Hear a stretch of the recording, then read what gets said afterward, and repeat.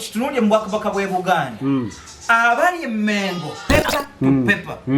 pepper after pepper n'otambula lunyiriri ku lunyiriri bajja kulwanyisa Bwakabaka nga balina kibagoberera eri kaakati gwe Bwakabaka bw'e Buganda bunayimirawo butya ng'ate bajja okubumenyawo bo bennyini ate be babuweererezaamu obwongo bw'amayega bwajjiramu kye tuyita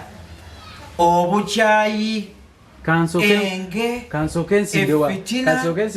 buli kimu abaana balero katulwane okukuza Buganda. Omusajja ono ayitibwa Sulaiman Jakana Nadduli. Twamulina mu mbeera eri mu lunaku luli mwategeera byonna bye twaliko. Yakwata nnyo ku nsonga za Buganda n'atusosootolera ebyafaayo by'ettaka abeeyamba okubanga mutegeera ebyali mu ndagaano y'olwenda. Mwebale nnyo, mwebale n'otuwa bubaka. Buli wogenda ku vidiyo zaffe zino n'oteekako obubaka tukusiima. Naye nga ntandika ne Sulaiman Jakana Nadduli njagala okubategeeza nti ku mutukudu gwaffe twaguguddewo for business. We are open for business. Era tuli beetegefu nnyo okureceivinga business. Mu mbeera y'ebyenfuna eriwo twakitegedde nti kizibu nnyo okubanga omuntu alanga business ye ku mikutu emirala. Ne tusalawo ne tugamba nti owaaye tusobola okubateerawo omuwendo ogwa wansi n'olanga. Kaakati jangu eri gye tuli omukutu guno ng'oweyambisa video description eno omuli enamba y'essimu gye nkuteereddewo. Tulange business, ekika kyonna ekya business kyokola ekitamenya mateeka tusobola okubanga tukiranga butereevu. Kaakati nabagamba mbeera ku nsulo y'amagezi gali mu maka ga mukulu Nadduli Senior. Amaka gano kyensinga okugaagalako nti mulimu abasajja abagundiivu abateerya ntaba. Kambeere butereevu nga nkutwale Jakana. Abantu basiima ebintu byo mu buli mbeera. Abantu bagana omusajja ono ye kiki tatya treason. Omanyi mwene zitwagiikaga eri kimu nti oluusi ayogera amazima wabaawo omusango ogumutwaza mu nkomyo ate n'ateebwa nga taguguddwako ateebwa tewali kiki ekyo bamugamba tebayita treasonous charges oba kiri kitya. Naye kankusaba obuuze ku bantu obeebaze n'okutuwagira mu vidiyo yaffe eyakola ki eyaggwa. Banna Uganda bannanga okusingira ddala banna Buganda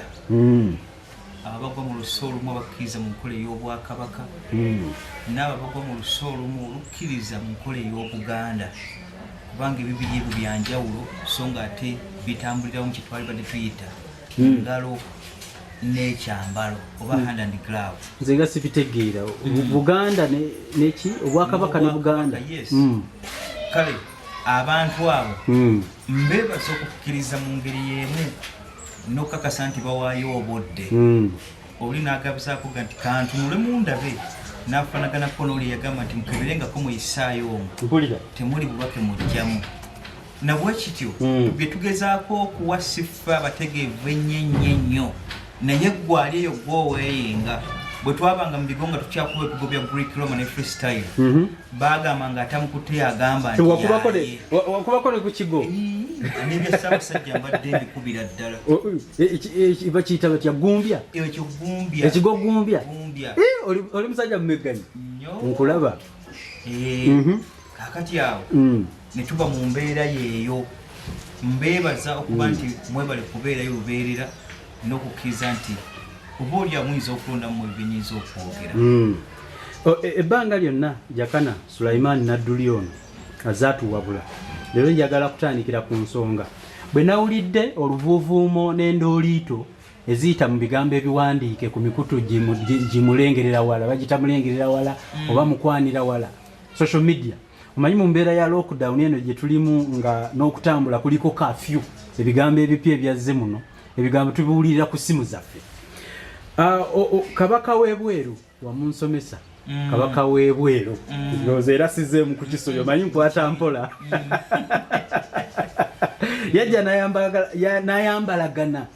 n'abantu bendowooza nti bali wansi we mu buweereza bw'Obwakabaka. Mu abo mwayitamu ebigambo ebisongovu. Katikkiro Charles Peter Mayiga abadde ayombagana n'abasajja nja kumenyayo Gashumba yekka kuba ye bwe mwogerako sirowooza nti antwala mu kkooti oba n'abalala. Naye ebigambo ebyo nze kunze tebyazze bulungi. Emboozi eyo wagiwuliddeko?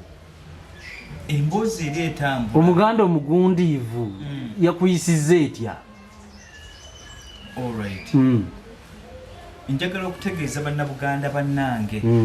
abakkiriza mu Bwakabaka n'Obuganda nti embeera eziriwo lwaliro ezitambula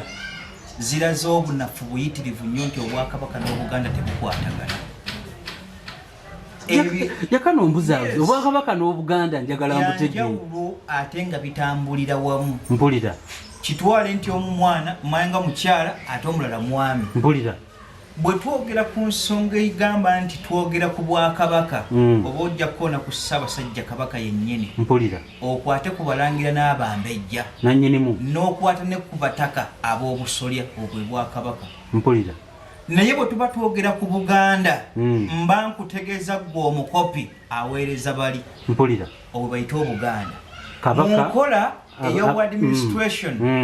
administration ekolebwa mu bakopi so nga ate okuba nti obuweereza obw'abakopi budde ate mu Balangira n'Abambejja ne Kabaka n'oluli olwo. Sikitegedde omukopi olina kuweereza bali naye obuweereza ekyo kyokola kirina kudda mu bali kwegamba bali bw'oba oweereza okuba omukopi obwe Buganda okuba omulangira omumbejja omutaka wa Kasolya ne Ssaabasajja Kabaka bayita Obwakabaka. Nkutegedde bulungi kati kaakati ebibiri ebyo bitomeregana. Obuganda n'Obwakabaka bwe buli butomeregana. Mpulira naye njagala okubategeeza mu abatuuliriza mu ngeri emu mugonjebwa nti mu mwaka gwa 1911 Oweekitiibwa John Oweekitiibwa ndowooza yali John Roscoe mu mwaka gwa 1911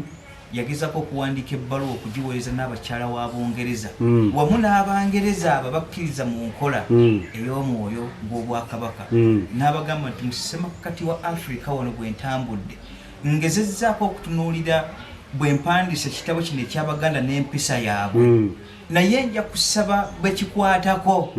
mu mbeera yonna alisoma ebbaluwa yange eno omwoyo gwange okuwummula obulungi agezeko okutegeera olulyo luno lwa Bwakabaka bw'e Buganda nti lulyo mu social political n'embeera eza bulijjo endala tebalina njawulo na Bwakabaka bwa Bungereza. Mu byalaba byawandiikako nga tetumaze biwanuuza ku bijja eri byali bifaanagana. Njagala mukkirize nti ggwanga eryetongololedde mu buweereza bwalyo nga lina enkiiko mmeka? Bbiri. Enkiiko bbiri. Olukiiko olusooka lwe lukiiko olw'Abataka bwe lutambula ne luggwera mu Ssaabasajja Kabaka kye kimusa Ssaabataka. Olukiiko olwokubiri lwe layini y'abakopi eveno wansi eweereza empeerezi era naye eggwera mu Katikkiro naggwera mu Ssaabasajja Kabaka. Oyagala kuŋŋa Katikkiro alina kuva mu bakopi ebyo byonna ebigambo John Roscoe mu mwaka gwa 1911 yawandiika ebyategeeza ab'e Bungereza era yabagamba nti mpandiisa ekitabo kino nga sina n'omu gwe nkopyeko mu abo abaasooka kubanga John ne Speak ne Grant baatuuka no mu mwaka gwa 1862 abasigadde abajjanga mpaka mu mwaka gwa 1911 bali bayiseyo ba governors kumpi 7 naye abo teyabalifaalingako yabaga nti mpandiisa ekitabo kino nga nyambiddwako Oweekitiibwa Kaggwa naye nkiwandiise nga mu abo benkiwandiikamu tebayogera lulimi Luzungu.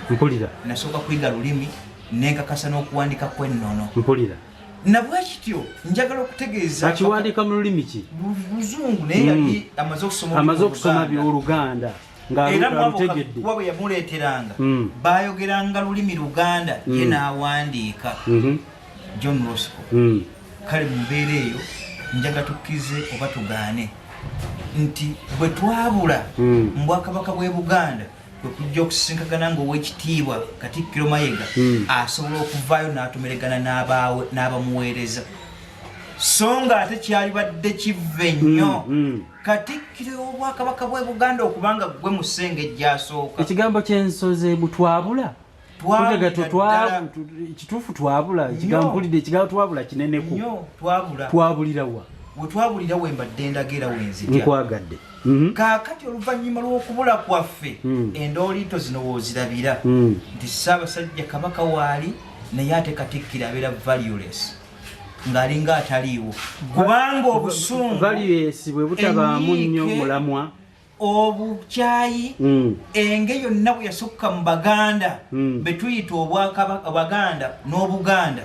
ate kati batandise n'okubuyuza mu katikkiro buwetamu ne butumira Ssaabasajja direct so nga ate mu nkola eziyise tebyalingawo mpulira oba nfuna bulungi nkuwulira twawanga birowoozo byaffe olukiiko ne lubitwala kaakati twabulirawa nti nga nkujjayo eri mu ndagaano zaffe ze tukola okuva ku y'olumu894 endagaano ey'olwenda ne tujja mu ndagaano ya 5 ne tuba nga tuzze tutambula eyali eya 5 yali egenda kubagongawusibwa Ssaabasajja Kabaka naye eyo twagiggalo tuga nti ejja kuleeta yannongoleseza ne tubala eri eya 5 bonfuna bulungi nkuwulira kaakati ebintu ebyo byalaga obuzito bw'Obwakabaka bw'e Buganda na butya buteekeddwa okutambula naki ekiteekeddwa okukolebwa mu buweereza mu kwagala mu kukola buli kintu kyonna ekyo Obwakabaka bw'e Buganda ng'abakopikiweereza mpulira bulungi mpulira naye Tamawuzi bwe zajja nga ziyingira mu Bwakabaka bw'e Buganda twalwanagana n'omuzungu okuva mu mwaka 1994 mpaka mu mwaka 1961 njagala okutegeerera ddala wala waliwo ogambye nti kati Katikkiro ajjaato akoonagana n'abamuweereza lwaki ono ate ku luno akoonagana nabo kuba nze oba simanyi bumanya byafaayo siwulyanko Katikkiro akoonagana n'abantu bw'ati oli mutuufu ddala era nga yenkola entuufu eteekeddwa okutunulwamu lwaki ekintu ekyo kiri bwekyo nti kuba Katikkiro bayiseewo 5-7 lwaki Mayega yayomba ne Gakindu bw'abadde akyasinza okubeera atalina makulu ekyo sikimanyi lwaki gwe gwe batunuulizzaamu obwange ennyo naye nze njagadde kusooka kukugirayo kiri ndyoke nkutuuke ku lwaki Mayega kubanga okugwira obuguzi ne ganti ntandisa okutandika kuwojja ngenga okugibayiriddaawo kasooli mbanga nekinjogera ku kyesitegeera njagala nnyo okubuuka amangu buusa amacyo kaakati wano bwe tumala okuba nga tumaze okutuuka mu gw'61 olwo tusembyayo Governor Court kubanga gwe baasindika okuva mu Bungereza ajja atunuulira ensonga butya bwe tugenda okwefuga era yatwala emyaka emeka ebiri kubanga twefuga 62 October kaakati ate ye president asooka yatandika mu gwa 64 era yali Muteesa mpulira bulungi awo wonna tuvaawo Ssaabasajja abuuza kigenda kubeera kitya kubanga Obwakabaka bw'e Buganda buggweera mu bika na bataka onfuna bulungi lwaki ate wano bano tugenda bakola batya abatalina bika ate nze bwe nali nkola endagaano n'omuzungu bano tebaalimu bannayuganda oba nfuna bulungi Buganda nga oli amaze ogiraba nti yali etaaze okuba eyeetongodde nga Buganda Uganda giwannyonnyola luli teyaliiwo Muteesa Uganda eno engatte ku Buganda obwali obwawamu amaze okukiraba nti kati tuyina abatwegasseeko abatali mu bika abatugattako bugasi tetwalinawo ndagaano yonna era teriiwo ani abatugattako muzungu atugambye nabo bwe babuuze nti bw'otunuulira bino wammanga nti omuzungu endagaano yaffe twagikola mu mwaka 1990 olwereere ompulira bulungi yasooka eri ya 1994 yali egabana buyinza wakati w'omuzungu n'omuddugavu omuganda ey'olwenda netujjako jurisdictions netulaga nti Buganda eyita wano ompulira bulungi naye ate bwe baali bazimba Uganda baasaba Ssaabasajja Kabaka nti tuwe ku kibuga kino Kampala akasozi kano abantu bano betukuŋŋaanya okuva mu bitundu ebirala tuleme bakugattako oludda luli nabo tubaleke nga balina layini yaabwe mubakolaki kubanga siba era baali bakyebuuza lwe wagamba lweyazika emyaka 9 si 9 ompulira bulungi kaakati bano bwe batondawo eggwanga lyabwe okulizimba kye tuyita Uganda yazimba emyaka 3 twasooka na Tooro yajja Lwenda olwereere Ankole neddako nejja mwaka gwa Lwenda mugumu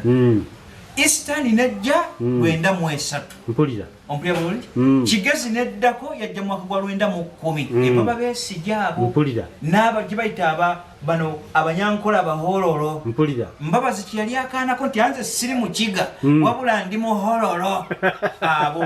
bajja mwaka gwa 1910 nja kubitegeera mpola mpulira ne tuddako kye tuyita eno bagiyita batya Langona Acholi ye yaddako nejja mwaka gwa 2012 West Mailo ne Madi agamawanga ameka abiri ne bajja mwaka gwa 2014 wajja baamini baamini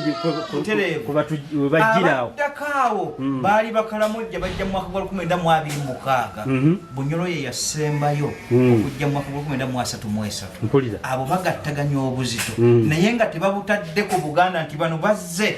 bagenda kuba ku subordinates ngaba akkiriza mu Bwakabaka bw'e Buganda mpulira bali baasigala wali mpulira kaakati omuzungu ate yabatusibako fe mu 1962 mu October nga 8 akwata ebbitwamu mu ndagaano 1894 bitwamuwanga ebyobukuumi omwali Square Miles 1500 ezazogera ku bibira omwali zazogera ku bibira zazogera ku ntobazi ennyanja n'emigga n'ogattako n'ensozi mpulira betwamukwasa ne tugattako miles 50 Ssaabasajja ge yabawola okuteeka ku administration ground mpulira baabazungu bagenda okutambuliramu sikamaza 10 ye Kampala Buganda yonna getula Buganda kubanga batukubanga embuga ne tugattako ebintu biyitirivu nnyo mwali mayiro 9 ne tugattako kitwali twogerako emmayiro ez'eddiini zali zibaweereddwa nga zo zigabaniddwa mu madiini 3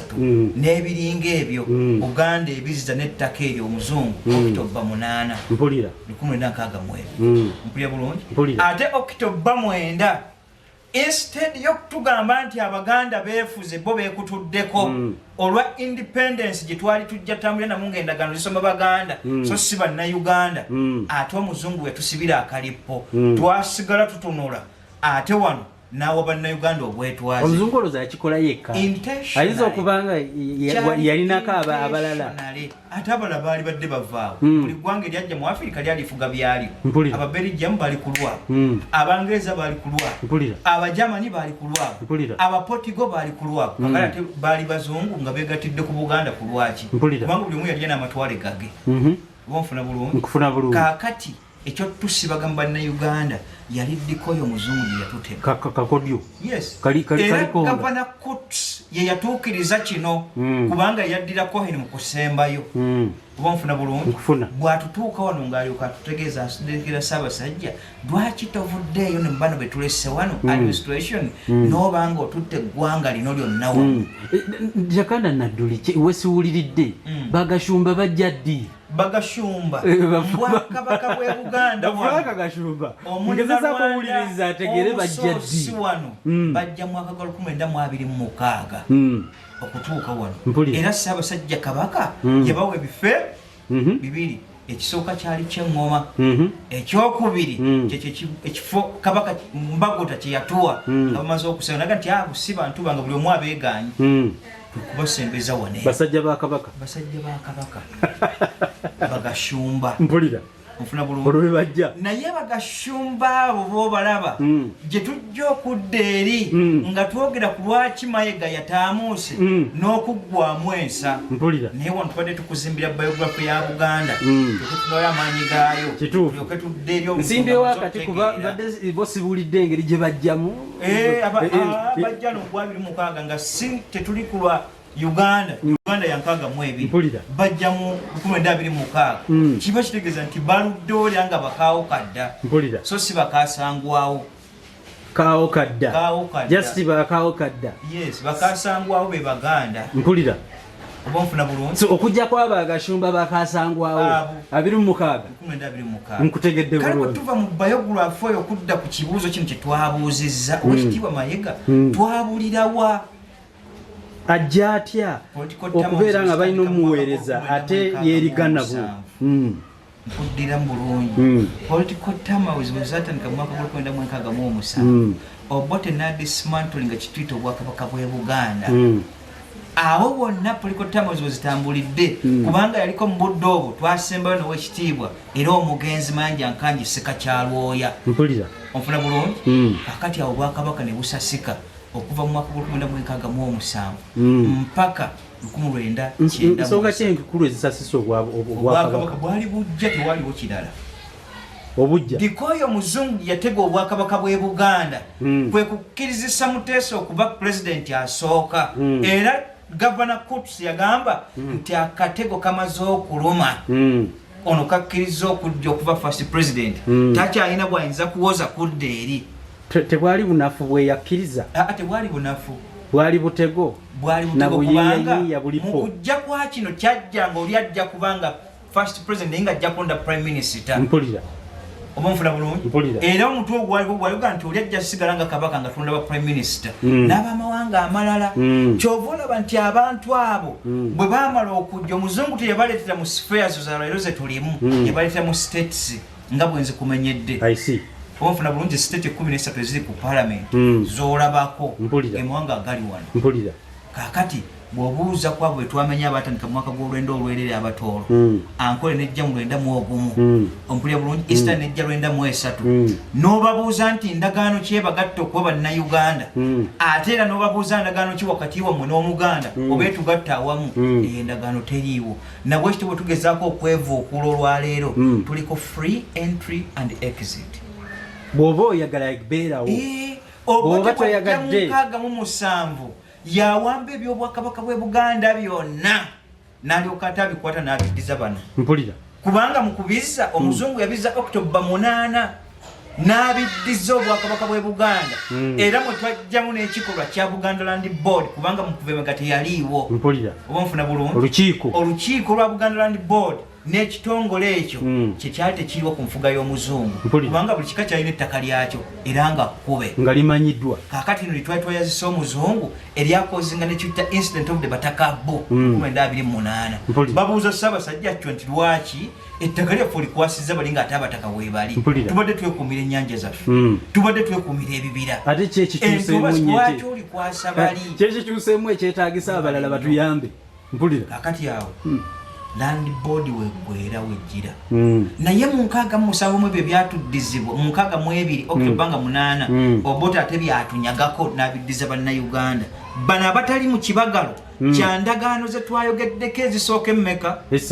endagaano y'Olw'894 yeggulawo salesale newankubadde ng'omuzungu eyasooka yatuuka mu mwaka 1862 Grand Speaker abali abameka ababiri naye ezo endagaano bwe twajja tutambula up to date tugenza okuva mu 67 Obote gye yatusuula kabaka agenza okudda mu 93 n'olutikira enaggala mpulira onfuna bulungi mpulira kaakati lwaki njogera ku Mayiga ono nti mubi nga si Mayiga yekka wabula layini y'Obwakatikkiro okuviira ddala Koyas Mayanja Nkanji mu kuzza kwa Ddamula mu 93 kubanga Mayanja Nkanji yasinga ne Katikkiro kagwa okufuga ebbanga eddene Katikkiro kagwa yafuga emyaka 27 kubanga yafuna Obwakatikkiro mu mwaka gw'olwenda olwerere n'afuga okuva mu mwaka gw'olwenda olwerere n'endagaano ezo zetwakola mu mwaka baamuta mu 2007 ompuna bulungi naye owekitiibwa Mayanja Nkanji yakuuma Ddamula okuva mu mwaka gw'67 gwe batusudde Namulondo bagivuunise mpaka mu 93 yali agikuuma oba yali mbeera nti nno tewali kyakukola ate bwebeera embeera looting togiwulirangako ngiwulira webali lwaki ya lootinga kino yakuuma eby'Obwakabaka bw'e Buganda mpaka bwe bazizza kabaka n'amukwasa Ddamula ku Katikkiro yasooka Ssemwogerere mpulira bulungi naye Katikkiro bye nali nkuumye obulungi biibino mbisizza mpulira naye okuva ku Katikkiro Ssemwogerere eyatakibwako mu mwaka gw'93 mpaka ku Mayiga tewabaddeewo Katikkiro alina mbeera buweereza bikolwa biraga Bwakabaka na Buganda kutambula nze nga ndaba badde bakola amanya tubadde tugawulira ku bika batambula biri mabega ndaba kyakungulu ekyo kyakungulu gwe kyolaba Bayibuli kyekuga nti mweyita nti muli bazibe b'amaaso so nga mulaba mpulira ate ne mweyita abalaba ng'ate muli bazibe b'amaaso nga tetulaba nga bw'amaaso Kashumba yakyogera ekyo oba yakyogera yagamba temulaba leera tujja kutuukayo bwetu bwe tuzze okutandika mwaka gw'93 okuzzaako bwannamulondo kati emyaka 27 ku 28 mpulira naye bakatikkira abo senvule tutuuke direct ku Mayiga obwongo bwa Mayiga bwajjiramu kye tuyita obukyayi kansoke nsimbewo akati awo ebigere mbitandulule nga mbijja ku Semwogerere abo nga tetunatuuka ku Mayiga andabikira nti ensobi ziyinza okuba nnyingi okusinga bali bo baakola ensobi kizogamba nti okuva wonna bonna babaddeawo basemwogerere bakatikkira bazze nga batula ku Namulondo babadde part and partial mu kulaba kw'embeera ebadde eriwo mu kuzzako obwakabaka bw'e Buganda okuvedde mu 62 ne babeerako ne mu sphere ziri enkadde kubanga mu abo bonna abadde batambula tekuliiko bazaalibwa mu 62 bonna abasinga bali mu myaka gyana okuzaalibwa kwabwe 42 mwaka gwana gwa 39 kiba kitegeeza nti okuva eri okujja otuuka mu kwefuga ne political terms babadde bazimanyi n'enfuga y'obwakabaka nga bagitegeera lwaki ku bonna ababaddewo tekuliko yattega olukiiko lw'Emmengo olw'Abaganda fe abakopi weruli teruliiwo eyo shadow kisiikirize ate lwabanga bwerutyo Ssaabasajja Kabaka obuyinza yabujjawo ate obulonda obukiiko mpulira gwe baba kulonda eno bagamba nti Ssaabasajja Kabaka asiimye ate buli yasiimanga ddi tasiimangako nyonyola ekintu ekyo kitegeere olukiiko lwe tulaba olw'ekisiikirize obuyinza bwa Ssaabasajja Kabaka kusiima si pulezidenti zibalonda kabineeti okuva ku Semwogerere babadde bamanyi enkola y'obwakabaka bwe zeetambula lwaki babadde mu bwakatikkiro nga bakkiriza ekyo kitambule ibo walusimbi lwaki abo tebalaze Ssaabasajja nkola mpulira babadde n'ebigendero eby'omunda ebitayinza kulabikwa ggwe andaba olwaleero mpulira ng'ebigendererwa ebyo okuva mu mwaka gwa 5 mwena okutondawo kwa DP bwe yalemererwa n'enfiirwa obuyinza bwayo mu 8 mpulira akaddukiro kaali kakuyingira Mmengo nga wali amaanyi agaali aga silent ate omuntu webi gatayinza kulaba agaasirikibwa jjukira bagenda tugenda oyingira mu nsiko ng'obwakabaka bujjewo ne basigala mu mbeera eyo abalaga nga abaliwo n'omuzinzi bakatikkiro kaakati mu bino byonna ebizze biremesebwa babaddemu n'engalo zaabwe ku lw'ekibiina kya DP n'ebigendererwa okutambula awo nkutegedde oba nfuna bulungi bajja n'emitima ebiri okuweereza obwakabaka ntiayina bw'aba ayigira amaddu ga mukama we n'agagaagattamu mpulira kaakati abo b'obalaba bwe batyo bazze batutambuza mu bwakabaka bwaffe okutuuka n'olwaleero ku Mayiga ono kubanga bali aba DP ne bujjayo constitution yabwe n'ogirambika paper to paper paper after paper n'otambula lunyiriri ku lunyiriri ogenda sanga mu kigambo kigamba nti tukkiriza mu monarchism kaakati gwe atakkiriza mu monarchism ate weeyambi maanyi ga bwakabaka kaakati obwakabaka bugenda kuyimirirawo butya n'oli kiyabuuza Kristo bamuwaayiriza nti mukama waffe oyo gwe mulaba tazuukiza tatambuza balema tawonya bazibe b'amaaso talina kyakola oba tuzuukiza tawonya abalwadde babigenge abamu birwadde z'omubiri z'omunda n'ez'omwoyo bonfuna bulungi okugjako yeeyamba maanyi ga Beelzebuli kabaka w'emizimu mpulira Kristo bagamutuusaako nga ti wa Abayudaaya bagamba bino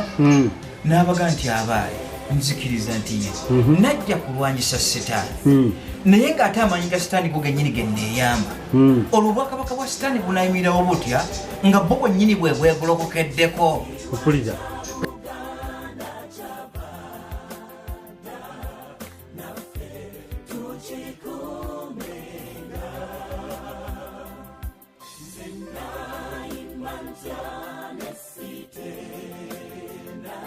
bwobulabawo omuweereza omutume ebirala olinga ngamba tasobola kuweereza kyasanze eno kuba alina byeyazze nabyo tasobolera ddala kale mwabo abadde ba DPMO be Mayiga abalina ebigendero basinza okusuubira nti bwe tusuuza mu 7 ate ffe tusobola okudda kyovula nti obwakabaka bwe Buganda butambudde ne butuuka waggulu buyimbire naye ng'Obuganda tebulinawo cause kambeere nga nsimba wakati awo tutandikire butereevu ku Katikkiro aliko